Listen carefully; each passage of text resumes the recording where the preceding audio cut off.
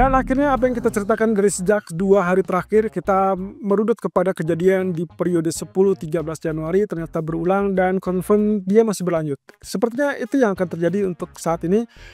Case yang paling bagus, case yang paling memungkinkan adalah break new high. Jadi kita akan lihat di sini apakah new high itu akan segera mencapai area 2960 seperti yang kita duga, atau dia kembali tertahan di 2940, 2950-an. Ini dia ulasannya. So, inilah grafik US dollar yang ternyata mengalami kenaikan. Oke, berarti sesuai dengan apa yang kita bahas kemarin, dan itu ditutup dengan bullish, hanya saja ada tail di atasnya.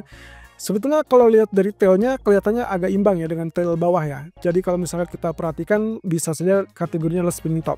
Kalau spinning top berarti harusnya imbang antara bearish dan bullish. Tapi kalau kita merunut kepada yang kita detek di sini, itu bearish candle-nya, berarti kenaikan kemarin masih tertahan di bawah 50%-nya. So, kalau demikian berarti kita bisa anggap bahwa penurunan untuk jalur wave C masih tetap kredibel ya. Jadi potensi untuk penurunannya masih bisa berlanjut, dan kalau misalkan tidak ada gangguan, harusnya itu akan sangat lebih mudah untuk sampai nanti malam. Tapi saya agak ragu ya sedikit kalau misalkan kita bicara tentang kebijakan tarif, maka safe haven juga akan berpihak kepada nasib US dollar. Nah, satu sisi kalau kita perhatikan dari beberapa jam ke depan, misalkan kita cek aja di sini grafik 4-nya ternyata menunjukkan bahwa apa yang kita duga kemarin betul ya. Jadi kita sempat menduga kenaikannya akan relatif tertahan, sekedar pull up ataupun retest resisten, dan terbukti ya posisinya ini masih belum ditembus. Jadi untuk saat ini saya masih confirm untuk lakukan ataupun menduga penurunan itu akan tetap berlanjut. Di sisi lain dari US Treasury-nya kelihatan jelas di sini rejection juga terjadi pada US Treasury yield, dan itu berarti sesuai dengan apa yang kita bahas kemarin. Candle merah ini 50%-nya juga menahan kenaikan, dan itulah dia yang terjadi adalah penurunan. Nah, sementara kalau kita perhatikan dari daily-nya harusnya juga relatif sama atau bahkan lebih rendah, karena satu sisi dia ditutup lebih rendah dibandingkan apa yang terjadi pada US dollar. Nah ya, ini dia status yang kemarin kita sudah sampaikan bahwa areal abu-abu ini yang kita juga curiga dari areal candle merah dan juga tertahan di 50%. So, confirm ya. Jadi dengan konfirmasi seperti itu sangat wajar kalau misalkan kemarin target buy kita 2918 atau 2919, 2921 itu tercapai, karena level terendah kemarin untuk emas itu berada di 2918. Nah, tapi coba kita lihat terlebih dulu dengan pound sterling. Statusnya adalah dia ditutup dengan bearish. Kemarin saya sudah ingatkan bahwa kalau misalkan tidak terjadi kenaikan sampai 1.2680 ataupun bahkan 1.2720, maka hati-hati dengan potensi pembalikan. Apalagi dengan candlestick kemarin ditutup dengan hanging man. Nah, otomatis dengan penutupan berikutnya adalah dengan bearish candle, saya bisa anggap ini sebagai bearish engulfing, dan itu berarti tanda-tanda untuk penurunan 1.2540 atau 1.2480-an. Terlebih kalau misalnya status US dollar akan terjadi rebound ataupun menjadikan dia safe haven bersama dolar atau bersama emas, maka kemungkinan ini juga akan confirm untuk mengalami pelemahan. Di satu sisi, kerugian dari apa yang dianggap sebagai potensi, yaitu geopolitik yang mereda, ternyata belum bisa ditentukan. Jadi artinya kerugian ini akan mengalami atau dialami oleh euro ataupun pound sterling, sehingga dalam hal ini sepertinya yang tadinya kita perkirakan akan menjadi bullish rectangle kemungkinan akan relatif gagal ya. Artinya di sini saya berharap spike itu tidak akan terlalu tinggi, lalu kemudian dia akan berbalik turun dan akhirnya 1.2500 saya rasa cukup wajar. Jadi ada target sekitar 70 atau 80 poin ke bawah. Tapi hati-hati, seperti biasa, karena range untuk belakangan ini dia tidak terlalu besar, maka saya khawatirkan range-nya cuma sekitar 50 sampai 80 poinan. Nah, tapi apapun itu teman-teman, intinya adalah saya juga minta Anda perhatikan di area support. Selama dia tidak terjadi penurunan lebih lanjut di bawah 1.2470, bukan mustahil pound sterling nanti rebound dengan sendirinya. Apalagi kalau kita kategorikan mereka masih punya harapan satu data lagi retail sales yang akan rilis dengan kurang lebih di hari Jumat ya kalau tidak salah.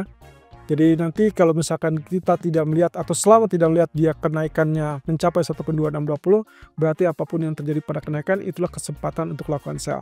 Crude oil saya rasa masih tetap dominan sell ya, dengan opsi yang terjadi adalah ketidakpastian dari tarif dan itu akan membebani tingkat permintaan. Walaupun dengan catatan geopolitik yang agak sedikit kisruh ataupun complicated ya untuk Rusia Ukraina, kelihatannya harus positif untuk harga minyak. Tapi tetap Anda lihat di sini, spike kemudian rejection, dan itu berarti menandakan kuatnya resisten ini ya. Long black candle tidak ditembus, kemudian ditutup dengan shooting star. Artinya potensi untuk negatif ataupun penurunan itu lebih layak untuk kita incar. Sehingga dalam hal ini, apa yang terjadi pada grafik kemarin, meskipun dia sempat naik, tapi kenyataannya next candle-nya kembali turun di bawah areal ataupun di bawah zona rectangle ya, ataupun trend channel. Ini berarti opsi ataupun kondisi untuk sell masih tetap dominan, dan saya berharap kita akan bertemu lagi level 7100. Kalau misalnya 7100 ini tidak tembus, berarti Anda exit saja, lalu kemudian tunggu pantulan berikutnya, amati, lalu kemudian putuskan untuk entry setelah ada konfirmasi penurunan ya. Dengan kata lain, selama tidak terjadi penurunan di bawah 70.40, Anda mungkin sell-nya terbatas, tapi kenaikan pun kita tidak membaca dia untuk melihat ada potensi kenaikan di atas 74 ataupun bahkan 73. Jadi overall dia tetap sell. Nah, sementara untuk gold, Anda perhatikan di grafik K1, penurunan kemarin sudah sesuai agenda kita ya, arealnya berada di sini, tepat di area 50%, sedikit lebih rendah, kemudian dia mantul. Nah, biasanya kalau misalkan kita bicara tentang murni technical saja, maka yang kita bicarakan adalah kenaikan, lalu kemudian koreksi, maka dia akan dianggap melanjutkan kenaikan. Itu artinya kesempatan ataupun peluang untuk tembus 2946.80-an kemarin itu sangat besar kemungkinannya. Apalagi high untuk sementara waktu 2947. Nah, untuk beberapa waktu ke depan, saya berharap kita akan melihat segera areal yang paling ditunggu-tunggu.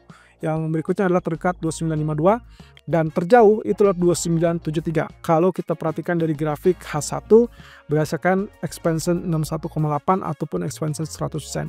Nah, di sisi lain yang cukup menakjubkan adalah grafik H4. Coba perhatikan, kemarin kita sudah sempat singgung terkait dengan ascending triangle. Dan inilah yang terjadi teman-teman.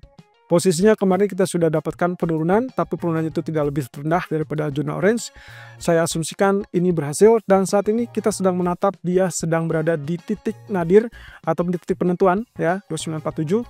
Berarti kalau misalkan confirm, saya berharap nantinya kalaupun pullback itu tidak lebih rendah daripada zona hijau. Berarti tidak harap ada penurunan di bawah 2938, 2936 ya. Kalau itu confirm, Anda boleh incar zona tersebut sebagai zona buying baru di malam hari. Lalu kemudian kita harapkan kenaikan lebih lanjut. Nah, ini nantinya kita harapkan target berikutnya adalah Fibonacci expansion 61,8%. Dan berapa itu? Ternyata 61,8 itu ada di area 2968. Dan berikutnya itulah 100% di 3000-an, ya 3033. Tapi untuk saat ini saya belum lihat ke arah 3000. Minimal kita akan survive di antara 2968 ataupun 2973. Itu pun case-nya kalau berhasil bertahan di atas 2946. Tapi sebaliknya, kalau di malam hari terjadi penurunan, maka secara keseluruhan tanda-tanda untuk reversal bearish adalah saat dia turun di bawah 2912. Tapi saya tidak sarankan untuk switch strategi menjadi sell. Saya hanya menyarankan Anda kalau misalkan penembusan tersebut terjadi di bawah 2900, maka silakan ubah strategi menjadi sell.